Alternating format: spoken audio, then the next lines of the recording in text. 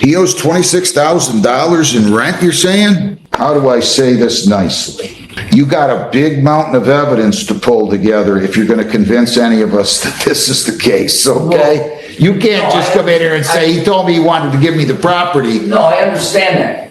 I do understand that. Well, then you're living in a property that you don't own, right? Are you living in a property that you don't own? Yes. Okay. This guy walks into court like he owns a place, chest out, confidence high, while he's actually being sued for over $26,000 in unpaid rent. And here's where it gets crazy. He genuinely believes a house is his because he claims the landlord gave it to him before passing away. No contract, no deed, no documents, nothing. Just a story and pure belief. And the judge doesn't argue, doesn't raise his voice. He just asks one calm question that instantly collapses the whole fantasy. The entire case shifts in seconds. Drop a comment. Do you think he truly believed it was his home, or was this just a desperate attempt to avoid paying rent? Let's get into it. Tippett Family Trust versus Paul Schmitz. Good morning, Your Honor. Peter Staver appearing on behalf of the plaintiff. He owes $26,000 in rent, you're saying? Yes, Your Honor. There hasn't been, Your Honor, this is basically a Tippett Family But you Trust. served for termination of tenancy. I did, Your Honor. Okay. Termination of tenancy is actually what we're seeking. Paul Schmitz. You have the right to a lawyer. You have the right to proper venue. You have the right to a jury trial. If you want to speak to a lawyer, you can do so. There's no application for funding involved here since they're just doing this for termination of tenancy. They're not even asking for a possession judgment, but they do have a supplemental complaint for money damages. So they're asking that I order you out of the property, and they're asking that I enter a judgment against you for $26,400. Well, that's can't be correct. Jerry was not only my landlord, he was a close friend of mine. And Hang on a second. Okay. Do you understand all the rights that I just enunciated? Did I have a right to an attorney? Yeah, you want to speak to a lawyer? That would be great. I've been talking to the trust, to Daryl. Who's Daryl? Everybody's throwing around these. Daryl's the guy from the trust that I've dealt with over the last. Well, I've known Daryl for 20 years. I don't know who Daryl is. Your Honor, Daryl Lawson is the successor trustee of the Tippett Family Trust. Okay. But I've been dealing with him and Jerry, was Jerry Tippett's niece's husband. Well, you guys. And this has been, Jerry told me that the house was mine. Is Jerry dead? Jerry died. I administered his last rites in the hospital. What do you mean? Are you a priest? No, but I anointed him with oil. But I'm saying. I've covered some wild landlord-tenant cases, but the moment he said he anointed the landlord with oil, I knew this was next-level confusion. You could tell he cared about the man. No doubt about that. But love doesn't transfer property ownership. Real estate doesn't run on emotions, spiritual bonds, or last words. It runs on documents, signatures, and legal proof. The judge keeps waiting for something tangible, anything in writing, but when the defendant admits there's absolutely nothing, you can literally feel the case collapse in real time. In real life, promises matter to people. In court, promises mean nothing without paper to back them up. There was no reason. They had an issue with wills and whatnot. Listen. Yes. Jerry wouldn't have told me that the house was mine if he wasn't that type of a person. And hang on a second. Hang on a second. Yes. Did he give you a quit claim deed at the time that he told you this? No, Did he give you a copy of in hospice? Hang on. Well, he had told me prior to. Hang on. Did he give you a copy of his will that said it was yours? No, he talked to another attorney. That was the problem. That's why it's taken 2 years to get to court. Sure. Yes. Yes. You don't really think you're going to gain ownership of the property by telling me that a man on his deathbed told you that you own it was prior to his deathbed. You don't really, sir, let me finish my question. Yes. You don't really think that you're going to gain ownership of the property by coming into court and telling a judge, listen, you're going to interrupt me again, and I don't want to be interrupted again. You've interrupted me at least 2 or 3 times. Just let me finish the question. Do you really think that you can walk into a courtroom and tell a judge, listen, my buddy here told me I was going to own the property. I own the property. I don't care if it was on his deathbed, a week before, a month before, or 14 years before. That kind of thing needs to be in writing. And I don't know where you got any kind of evidence that this gentleman was transferring the property over to you, but you're really, how do I say this nicely? You got a big mountain of evidence to pull together if you're going to convince any of us that this is the case, okay? You can't just come in here and say, he told me he wanted to give me the property. No, I understand that. I do understand that. Well, that you're living in a property that you don't own, right? Are you living in a property that you don't own? Yes. Okay. Did you ever pay rent on the property? Yes. How much? For 15 years. How much a month? Depending, it was anywhere between $800 and $1,100 a month. You guys didn't have a set amount of an agreement, or in the last 2 years, let's say what it was?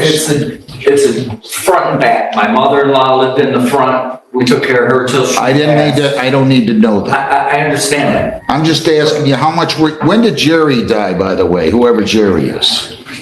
When did he? It's been about 2 years. Is that right, Mr. Staver? I don't have the exact date. Yes, Judge, that's approximately right. Were you paying rent up until he died? Yeah, I paid it afterwards. You did? Yes. Why would you have paid it afterwards if you just got done telling me that he told you owned the property? Then comes a question that ends the entire case in one sentence. The judge asks, if you believe you own the house, why were you still paying rent? Silence. Game over. There's no recovering from that. If someone truly thinks they own a home, they don't keep sending rent checks to the estate. The second he admits he kept paying, the truth becomes obvious, even to himself. You can literally see the realization hit his face. In that moment, the story falls apart and the illusion disappears. Nobody could tell me who owned the house, and Jerry had told me that he was leaving. Are you $26,400 in arrears? No. How many dollars are you? I haven't paid Hang on. anything in about the last year. I had a stroke a year ago. Okay, and how much was the rental amount? Pardon? I'm sorry, I'm How much? cognitively. Okay, I had I'm sorry. I'm sorry. 70% blind, and I'm sorry. I really am. I'm Just tell me cognitively- something. The last time you paid rent, what was the rental amount? Monthly amount? 1,100. All right, so you agree that you owe $1,100 at least times 12, right? Yes, So you owe 13,200. yes. Mr. Staver, you think he owes 26,400, that he didn't pay it since Jerry died? Am I right or wrong? You're right, Your Honor, but I could work this out at 13-2. In a money judgment? Yes. Do you want to go into a breakout room with this gentleman and talk to him and see if you can work everything out? Certainly willing to try, Judge.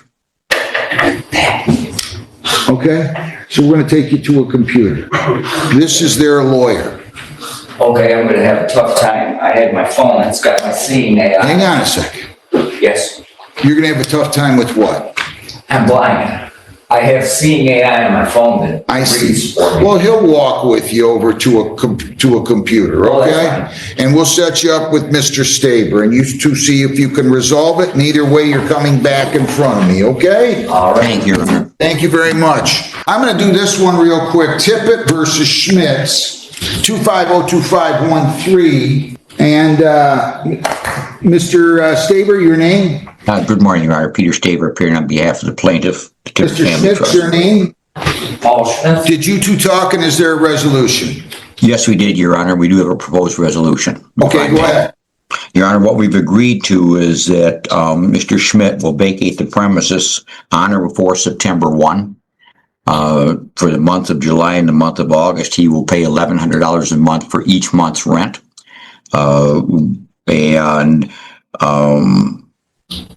As to money issues, Your Honor, we have some difficulty. He believes he has receipts, etc. We've agreed to an adjournment for 2 weeks for him to produce any receipts he might have that shows rental payments he may have made. So we don't have an objection if we can agree that additional 2 weeks for him to produce any kind of payments. He's also given me a phone number where I can reach out to him, so I will talk with Mr. Schmidt. We'll see if we can't resolve the issue of that. But we hope that will give him adequate time to completely vacate the premises, best for both parties. So you're gonna prepare an order, a judgment that's going to say the defendant to vacate on or before September 1. There will be a September 1 writ date. Yep. He's going to pay $1,100 for August and September. And is that true so far? No, Your Honor, it'd be $1,100 for July and August. Vacate by September. I'm sorry, for July and August. My apology.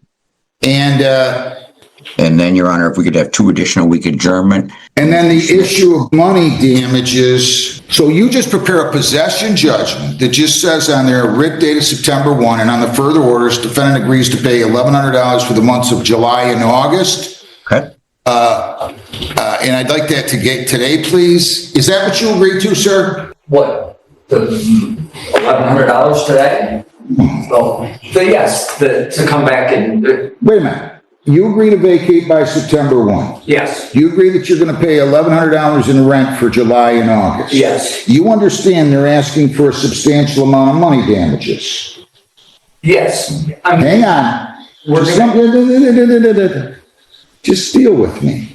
I know you're going to try to work it out. That's fantastic. But right now, you understand they're asking for a substantial amount of money damages, Yes. right? Yes. And you understand and agree that you have to be out by the 1st of September. Yes, And you understand and agree that you're going to pay $1,100 for the months of July and August. yes, And then on the further orders, you're going to not only put that counsel, defendant agrees to pay $1,100 for July and August, semicolon, trial of money damages to be set by the court. And then we're going to set a final pretrial on this at 10 a.m. Do you understand that, Mr. Schmitz? yes, can I get? What shocked me most was how this ended. The landlord could have gone full force, sued for the entire $26,000 and probably won without issue. But instead, they chose a calm, practical solution. 2 more months at normal rent, then a peaceful return of property. No financial destruction. No aggressive judgment. No court war. Honestly, that's incredibly merciful considering how chaotic the defense was. The plaintiff's attorney clearly saw this for what it was. Not a criminal threat, just a confused man who's likely struggling mentally, financially, and emotionally. They didn't want revenge. They wanted resolution. And in eviction court, that level of restraint is rare. Yeah, but we're going to give you notice.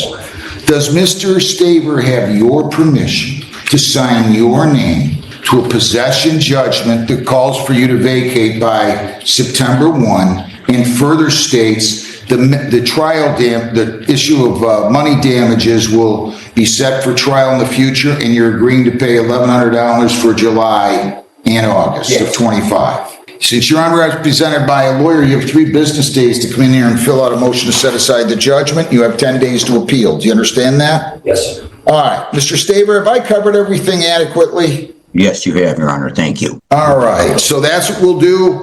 And then hopefully you guys can talk and figure out a way to resolve this before you even come back. But if not, we'll just set it for trial in 2 weeks. Okay? Thank Thank sir. you, Your Honor. Best of luck, you Appreciate your guys. time. Thank you very much. This case really hits both sides of the heart and the law. On one side, you feel for him.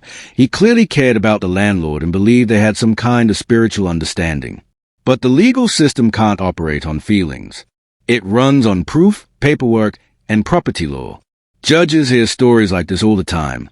Promises, verbal agreements, emotional bonds, and almost none of them survive basic legal questioning. That's why I respect how the judge handled this. Calm, patient, grounded, and firm without being cruel. No drama, no ego, just law. In the end, this settlement was probably the cleanest outcome possible. No crushing debt, no instant eviction, no violent conflict, and the trust gets the house back without a fight. Tell me what you think. Did the landlord go too easy on him, or was this the fairest outcome for everyone involved? Thanks for watching, and I'll see you in the next one.